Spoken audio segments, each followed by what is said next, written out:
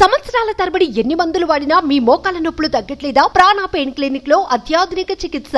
నమస్తే, నేను విజయ్. విజయవాడలో పెద్ద పులిపాక కరకట్ట వద్ద కొన్ని ఫైళ్లను గుర్తు తెలియని వ్యక్తులు దహనం చేసిన ఘటన కలకలం రేపుతోంది. మైనింగ్ శాఖకు చెందిన ఫైళ్లు, హార్డ్ డిస్కులు, క్యాసెట్లు ఇందులో ఉన్నట్లుగా అనుమానిస్తున్నారు. వాటిని కాలుస్తుండగా గమనించిన స్థానికులు ఎందుకు తగలబెడుతున్నారని ప్రశ్నించడంతో వారు పారిపోయారు.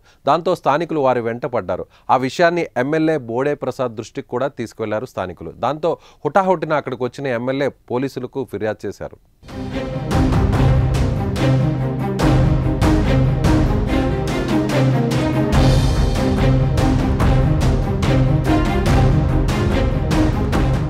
ఏపీఈఎఫ్ 2596 కారులో వచ్చిన సిబ్బంది డాక్యుమెంట్లను బస్తాలో తీసుకొచ్చారు.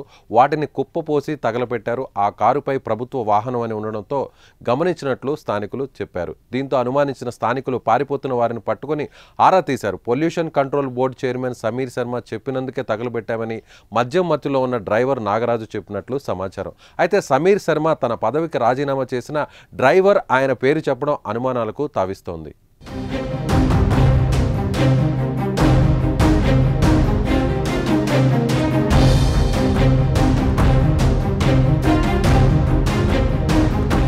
జగన్ సర్కారు మారిన తర్వాత అనేక ఆరోపణలు ఎదుర్కొంటున్న ప్రభుత్వ శాఖలకు చెందిన ఫైళ్లు, హార్డ్ డిస్కులు ఇదే విధంగా తగలబెడుతుండడం అనేక అనుమానాలకు తావిస్తోంది. అవినీతి అక్రమాలకు సంబంధించిన ఫైళ్లను తగలబెట్టడం ద్వారా భవిష్యత్తులో విచారణను ఎదుర్కొనాలనే ఉద్దేశంతోనే ఈ విధంగా గుట్టుచప్పుడు కాకుండా ఫైళ్లు తగలబెడుతున్నారన్న అనుమానాలు వ్యక్తమవుతున్నాయి. ప్రధానంగా 100 కోట్ల అవినీతి జరిగిందన్న ఆరోపణలు ఎదుర్కొంటున్న మైనింగ్ శాఖలోనే ఇలాంటి ఘటనలు జరుగుతుండడం గమనార్హం.